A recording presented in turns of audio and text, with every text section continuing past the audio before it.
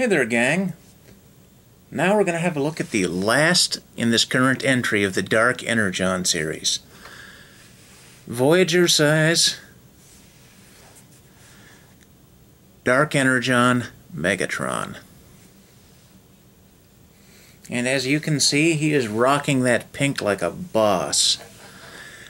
A little like Starscream at first, there's a lot of black on him. In addition to the translucent pink, he also has, or translucent purple rather, he also has some transparent red bits in his shoulders, which are really, really nice.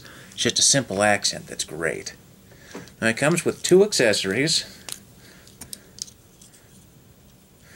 Another one is one of these hammy, spring-loaded, light and transparent plastic gimmicks, but if nothing else, it's a show-accurate one. In the show, he has a little sword he can sling out from under a shoulder cannon. So that much is canon. So nothing really to complain about there. And the resemblance to his cannon in the show is pretty uncanny. And this can just peg right into his arm there and is held in place so it doesn't go off angle by a nice little bracket that's in there. Now his shoulder pads do somewhat hinder the positioning of this, so poses might be a little trickier. And he also comes with this nasty pair of Cybertronian brass knuckles, which can also be attached on top of his cannon, and I like to do that to make it look like it's got the bayonet from hell. But you can also simply slip the bar into his hand and peg it into place to give him a nasty pair of knuckles. Nice figure, fairly minimal backpack for his transformation into his flying space bug mode. Some continuations of the paint apps with his transparent purple peg, which will eventually be used for mounting his weapon. I believe if you want to, you can also mount it on his back for storage, but it does make him a little top-heavy. Overall, let me get this brass knuckles off and see if I can zoom in and show you some extra detail. A lot of people had assumed that the Megatron of this size scale, the Voyager Megatron with the light gimmick, was made from recycled plastic because of this sort of grain it has. But what that actually is really, really, really detailed molding to emulate his extremely weathered look that he has in the cartoon. Now, some people really dislike that texture and think it's actually some kind of imperfection. And I can see why that might annoy them. Most people are used to pretty smooth plastic on their Transformers. But I really appreciate it. It makes him look much more weathered and savage. I mean, the character used to be a pit fighter at one point. So, it kind of fits. Anyhow, let's go over his transformation now. Oh, wait, articulation, silly me. Shoulder ball joints. Bicep swivel. No. Forearm swivel. Forearm hinge. Hand doesn't rotate, but it does flip in and out a little bit. Neck is on a very limited ball joint, but you can get a little motion out of it.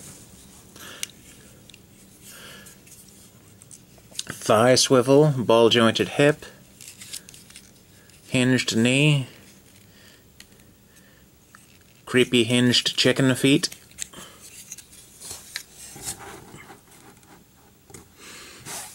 So yeah, he's pretty poseable. You can pull off some pretty good poses with this, and I'll see what I can crank out for you after I work on the transformation. Alrighty. Let's go ahead and lower the angle on this. Now to start with, the shoulder pads, which will be your worst enemy at some points during the transformation, We just pull up and out of the way. Whew, that glare is pretty nasty. There, that's a little bit better. Now, pull the back up and out like so.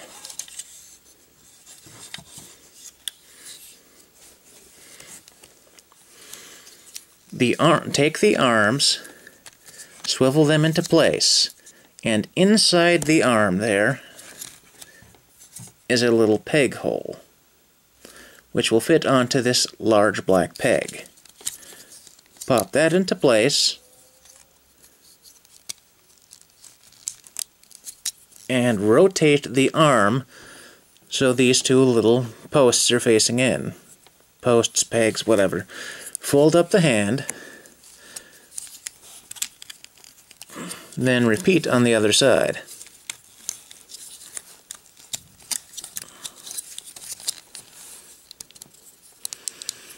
And you've now got the arms out of the way for the transformation, which is good because these suckers can be a pain in the butt.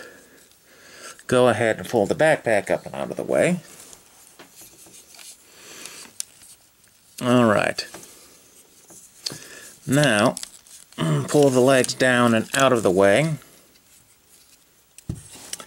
and pop his torso piece out and forward. Then,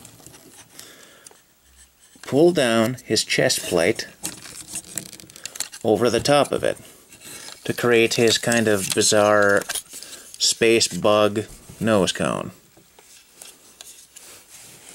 That's not really much of a cone, frankly. Fold up his chicken feet.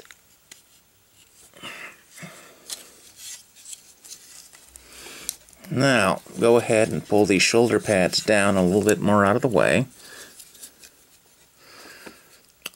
Fold down these jet intakes. Oh, almost forgot. Pull this up. That will be the mounting point for his cannon. Fold these in and around the head, and this thing will start to stabilize in place. Alright. Turn these puppies around. Then the next part is kind of fiddly. Alright. Continue pulling this back until it is as flush as possible in there.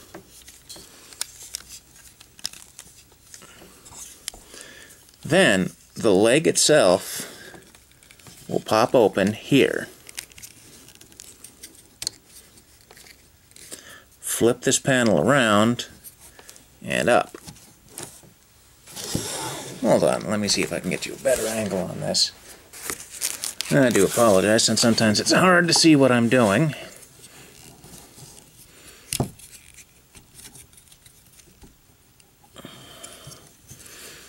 Okay.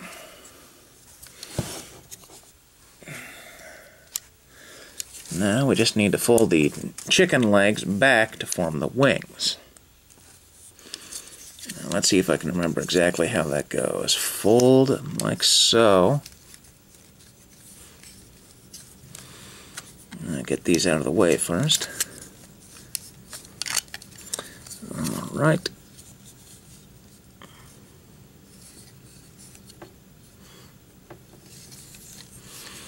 Do I have this upside down? I think I may have some of this upside down. Hold on a second.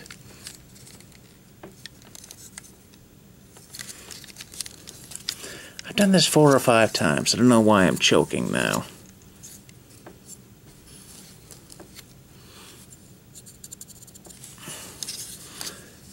What am I doing wrong here, aside from most likely everything?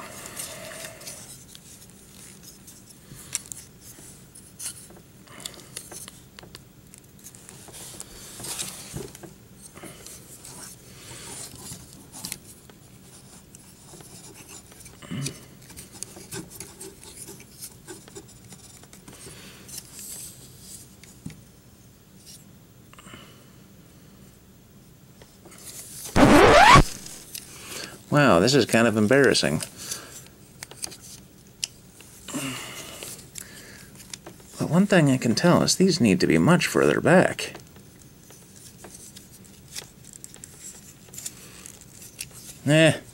Technical difficulties, I'll be right back. Okay, that's better. Got my head back on straight. Alright. Now, what I was doing wrong is we need to have the leg twisted out like so. And this particular piece pulled up and out of the way. Then, this leg can come back like this. And this little peg here will fit into a hole right underneath here, which will lock the lower leg into place.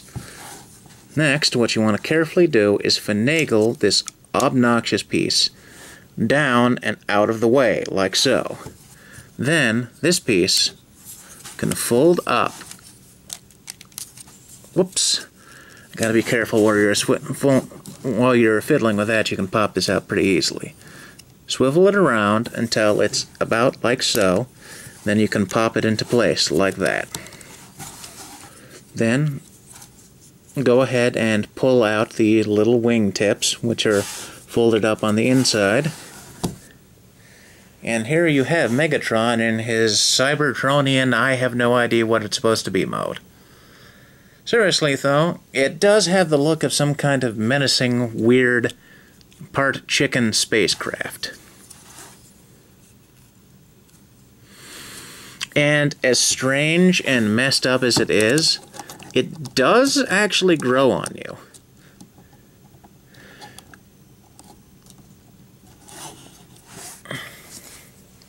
And with his gun mounted, it actually has a certain degree of menace to it, all things considered.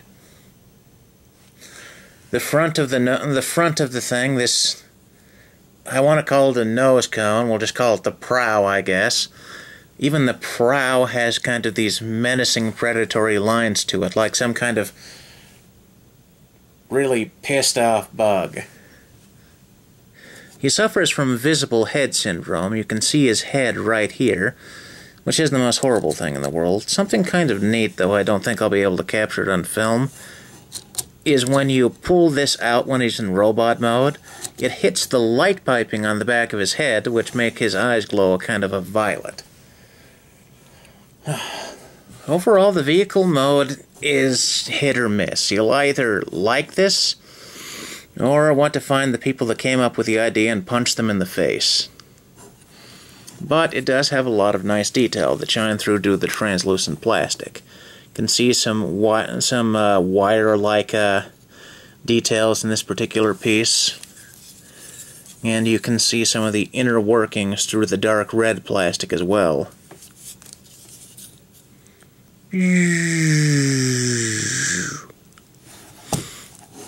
He also, oh, almost forgot. He does have the strike-through crossed Dark Energon Decepticon logo on the left side of the ship. Overall, for $25, if you don't have this mold, this is a fantastic color scheme for him. It's about $25 on Big Bad Toy Store. Go ahead and give him a look. If you've been on the fence as to whether you want this mold or not, and you like this color scheme, go for it. Well, anyhow, this has been another edition of the Mold Flash. You guys have a great night.